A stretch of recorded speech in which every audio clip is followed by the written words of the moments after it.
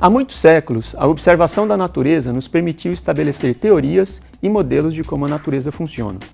Já foram propostas leis para a física, leis para as órbitas dos planetas e muitas outras. A observação de fenômenos naturais também nos ajudou a construir artefatos, com base na premissa de que se a natureza pode desempenhar certa função, então podemos imitá-la para realizar uma função similar. Exemplos destes casos incluem o velcro, inspirado nas sementes de uma planta chamada articum, que grudava na roupa de seu inventor e nos pelos de seu cachorro. Coletes à prova de bala, inspirados nas teias de aranha, que possuem alta resistência e flexibilidade. E até os aviões e submarinos, inspirados em aves e peixes, respectivamente. Para citar alguns exemplos mais específicos de inspiração na natureza, durante o processo de busca por alimentos, muitas espécies de formigas são capazes de sair do ninho, explorar o ambiente, encontrar uma fonte de alimentos e retornar ao ninho utilizando um caminho de menor custo. As formigas são capazes de otimizar a rota entre o ninho e a fonte de alimentos através do uso de uma substância química chamada de feromônio que elas lançam no ambiente enquanto estão voltando da fonte de alimentos para o ninho. O feromônio serve como um atrator para que mais formigas sigam essa rota. O problema resolvido pelas formigas é similar ao problema de distribuição de produtos a partir de um depósito central para um conjunto de lojas que precisam receber essa mercadoria. Um algoritmo de computador inspirado no comportamento das formigas nos permite resolver tal problema. Assim como as formigas inspiram o desenvolvimento de técnicas computacionais para resolver problemas de otimização, o cérebro inspira o desenvolvimento de técnicas para reconhecimento de padrões. Insetos, o cérebro, o sistema imunológico, a evolução das espécies e muitos outros fenômenos da natureza servem como metáfora ou fonte de inspiração para o desenvolvimento de metodologias computacionais de solução de problemas. Em conjunto, elas formam uma das principais sub-áreas da computação natural, a computação inspirada na natureza. Além dela, vamos considerar agora que o objetivo seja simular computacionalmente formas e comportamentos da natureza. Por exemplo, se alguém lhe pedir para desenhar uma montanha, uma árvore ou uma nuvem, como você vai fazer esses desenhos? Você utilizará formas geométricas básicas, como cones, cilindros, elipses, pontos e retas? Muito provavelmente não, pois essas formas geométricas básicas fazem parte de uma outra geometria, chamada de geometria euclidiana. Entretanto, montanhas não são cones, árvores não são combinações de cilindros e nuvens não são elipses. Quais formas esses elementos da natureza possuem, então?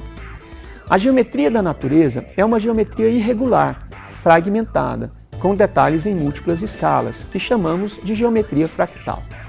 E a matemática propôs todo um arcabouço teórico capaz de imitar de forma bastante realista e, na maioria das vezes simples, essa geometria da natureza, a geometria fractal. A computação, por sua vez, tornou possível visualizar a fractalidade da geometria fractal de maneira rápida e com uma beleza equiparável à da própria natureza.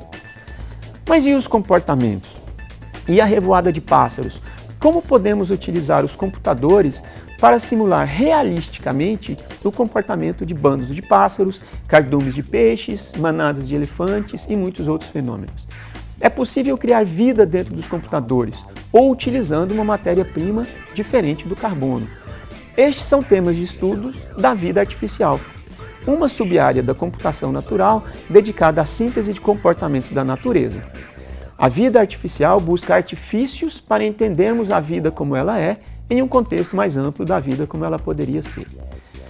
Em conjunto, essas duas áreas, geometria fractal e vida artificial, formam a segunda grande sub-área da computação natural, chamada de síntese computacional de fenômenos da natureza.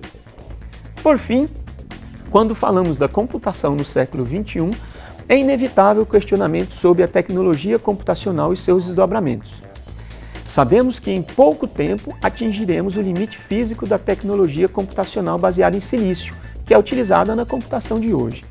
A questão que precisa ser respondida, portanto, é o que pode substituir essa tecnologia.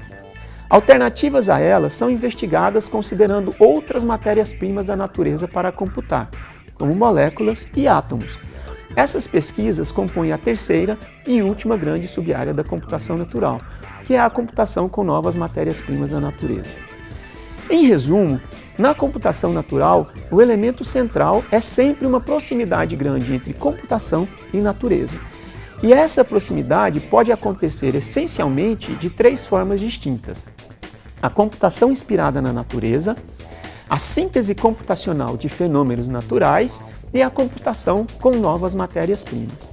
Em conjunto, essas três sub-áreas formam a computação natural, uma ciência na fronteira do conhecimento, cujas bases já possuem algumas décadas, mas cuja formalização se apresenta de maneira estruturada apenas agora no século XXI, inovando a computação, a engenharia e muitas outras áreas, inclusive a própria biologia.